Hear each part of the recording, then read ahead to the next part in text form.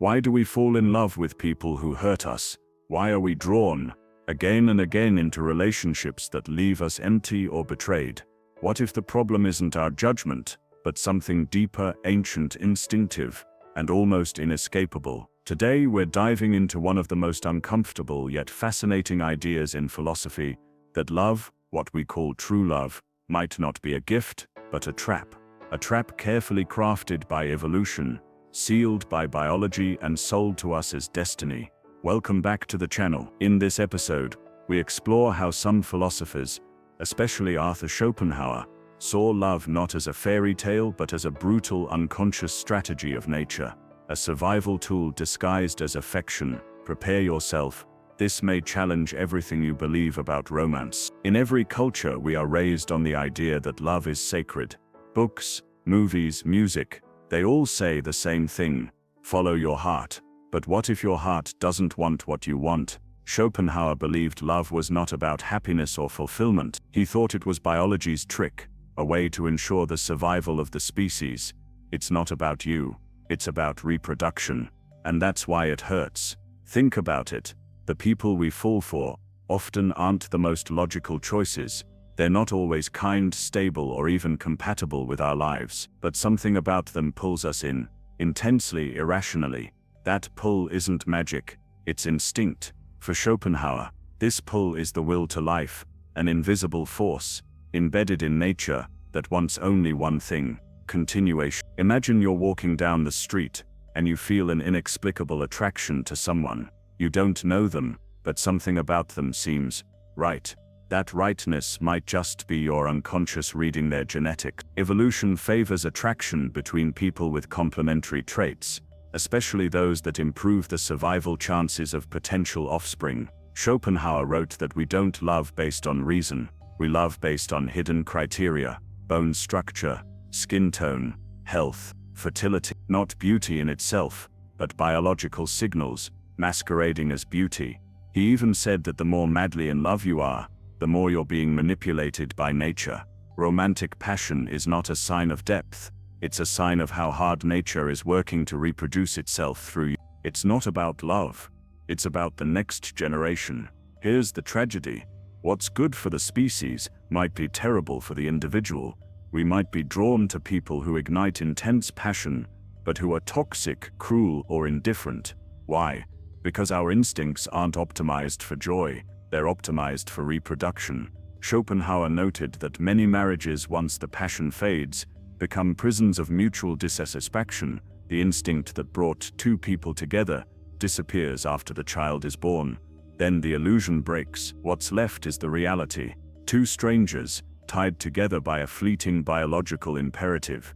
He wasn't cynical for the sake of it, he simply wanted us to see love clearly, stripped of fantasy, because clarity is the first step to freedom. Let's go deeper. Love isn't just a biological force, it's also deeply tied to power. Who we love and who loves us becomes a game of hierarchy and control. From a young age, we learn that love is earned through desirability, submission, or dominance. But if love is really a biological impulse, then what we're calling romantic success might just be genetic compatibility, not merit. This is why some people are constantly idolized in the dating world, not because they're better humans, but because they unconsciously project traits associated with reproductive strength. Others are ignored, no matter how intelligent or kind they are. And here's where resentment brews. We live in a society that pretends love is about virtue, while nature makes it about reproduction. This creates frustration, jealousy, shame, and those who understand this often turn cold, because once you see the mechanism behind the illusion, it's hard to believe in the fantasy again. So is love doomed to be a lie? Are we forever pawns of evolution? Schopenhauer believed it was possible to rise above these instincts through awareness and discipline. He called for renunciation, not necessarily celibacy, but a turning inward, a refusal to be ruled by biology alone. Later thinkers like Nietzsche and Jung took this further. They argued that love could evolve, transform from blind instinct into conscious union, that instead of being driven by lack, love could become an act of creative will. But this requires work, self-knowledge, courage. It means asking hard questions.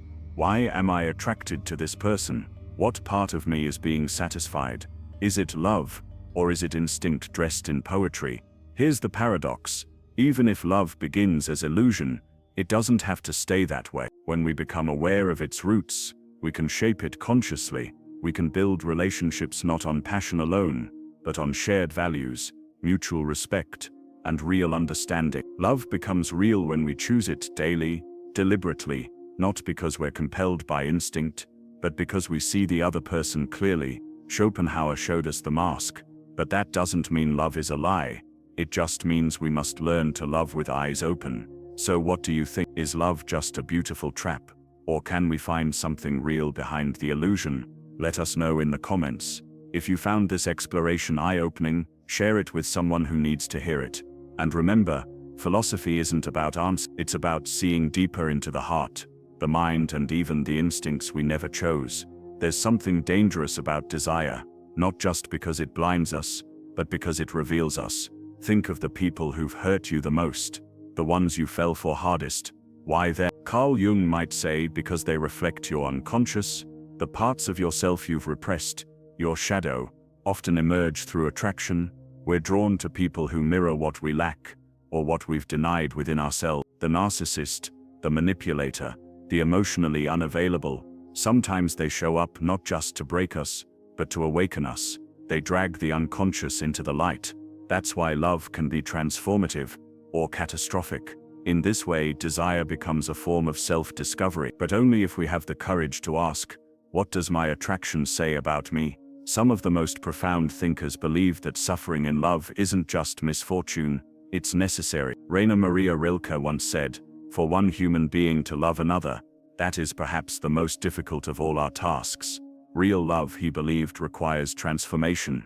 It demands that we grow, not into what the other person wants, but into who we truly are. This echoes the idea from ancient mysticism, that love, especially when it hurts, purifies.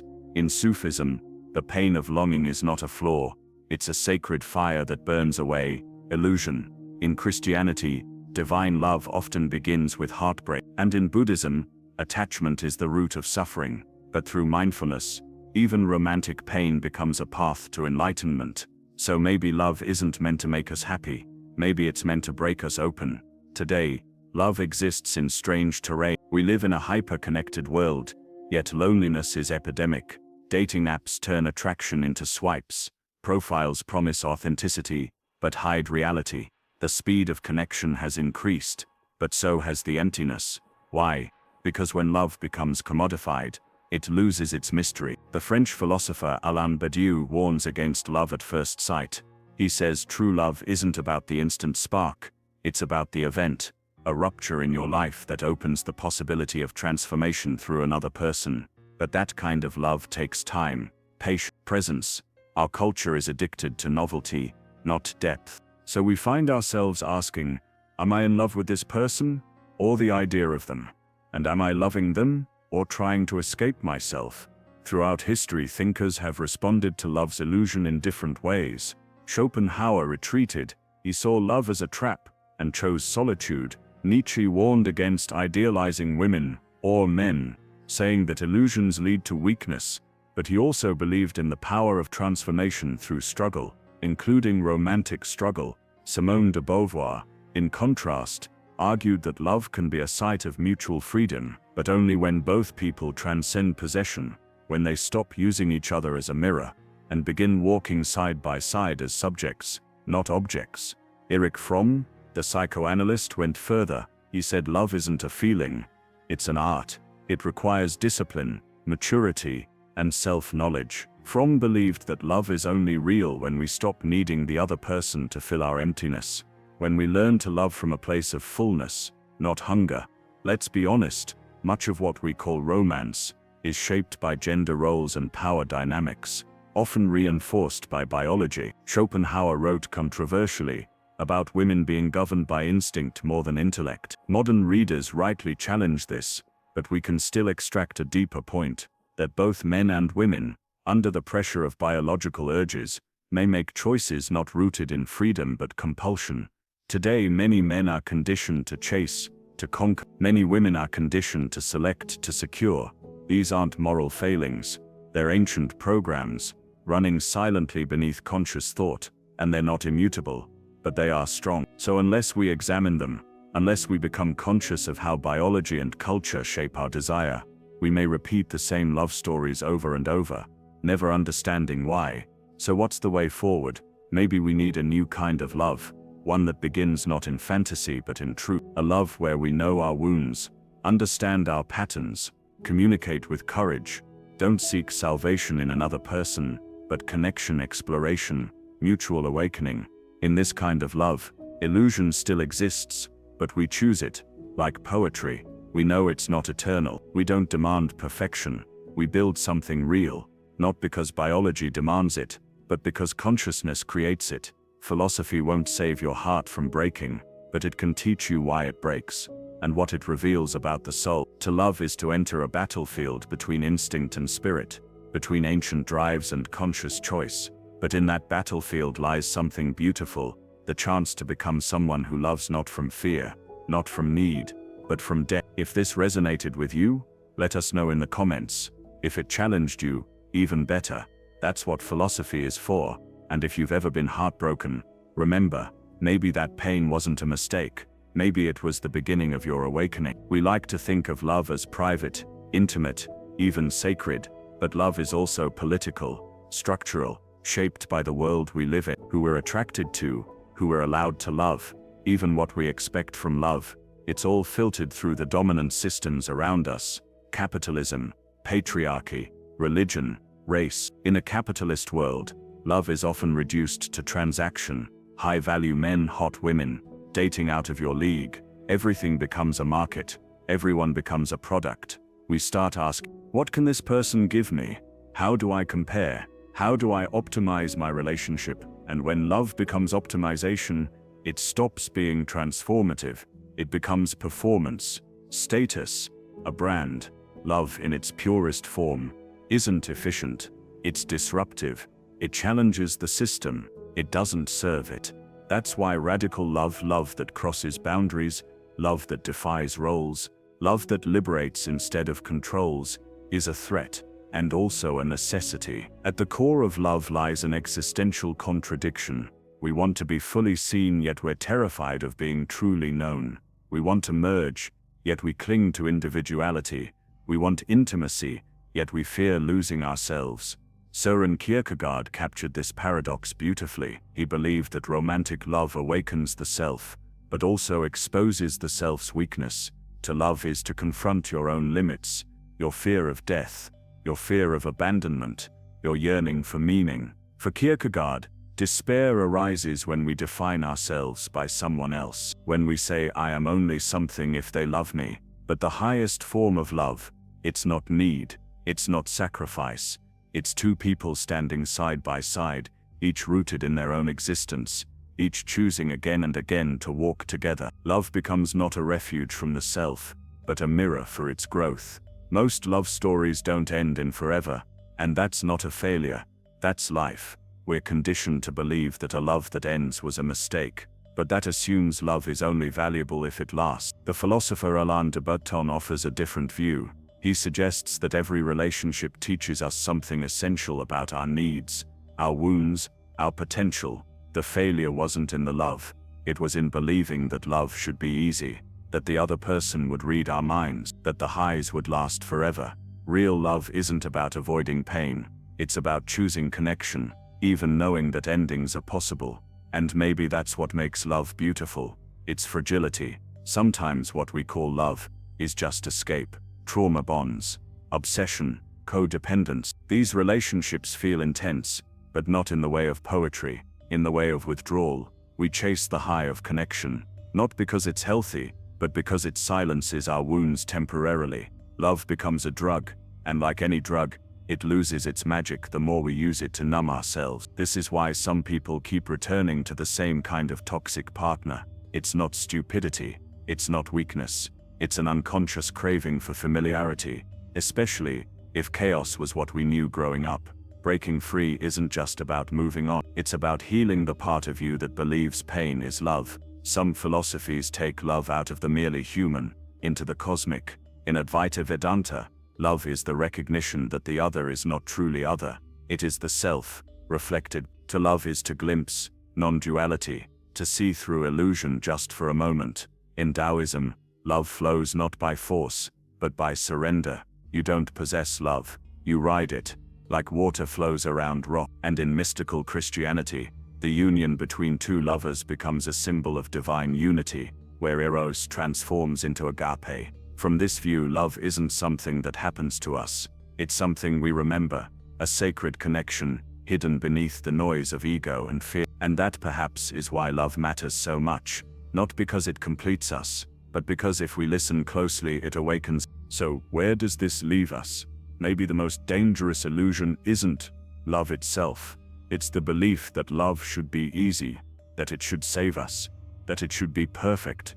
But what if real love is something else entirely? What if it's choosing to see another person in their full humanity, flawed, evolving, impermanent, and still saying yes?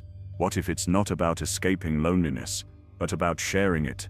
What if the point of love isn't to fix us, but to reveal us? And what if the greatest love story is not the one where two souls become one, but where two souls grow side by side in full awareness? This was a journey through love's illusions, truths, and transformations. If you found insight, discomfort, or clarity, good. That means you're thinking, feeling, questioning. That's what philosophy is for.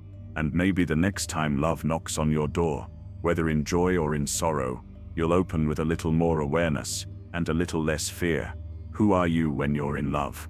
Are you more yourself or less? Some philosophers argue that love is where the self is most fully expressed, that through the eyes of the beloved we come into being, like Buber's I-thou relationship, where we move beyond objectification and into true presence. But others, like Lacan, challenge this idea. For Lacan, love is a mirror stage, a misrecognition. We fall for the image, not the person. We love not who they are, but what they reflect back to us. Our desires, our ideals, our hidden wounds.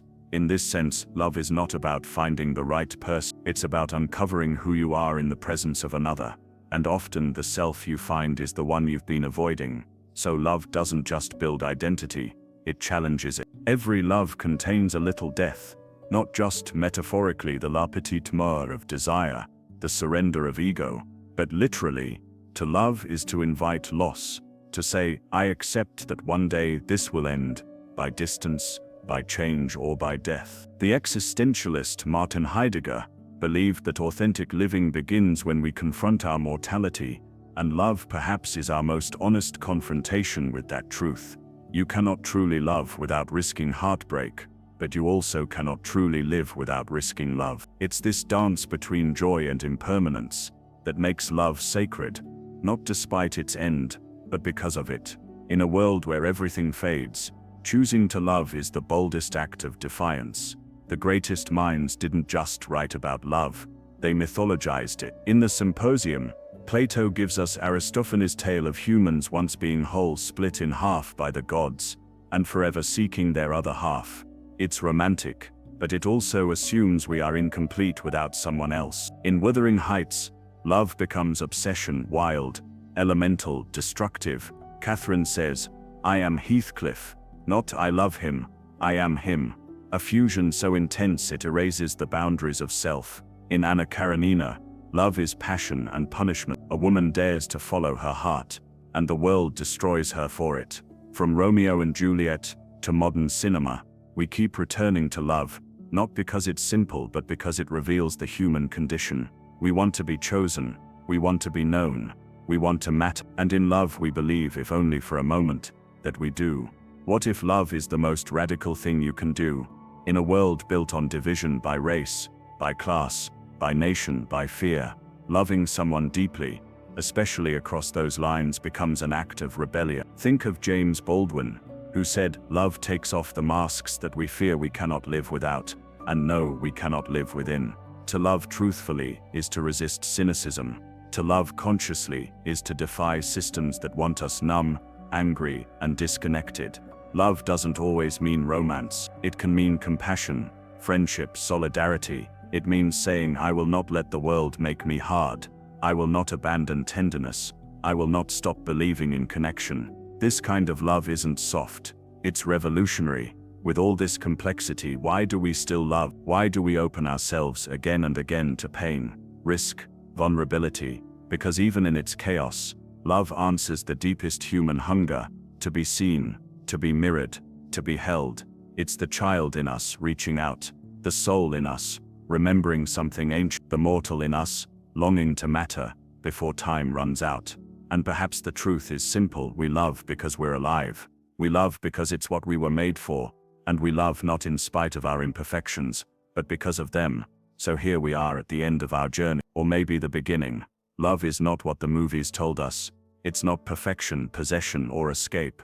It's a mirror, a teacher, a storm, a gift. Sometimes it saves us, sometimes it destroys us. Always, it shapes us, and in that shaping we become who we truly are.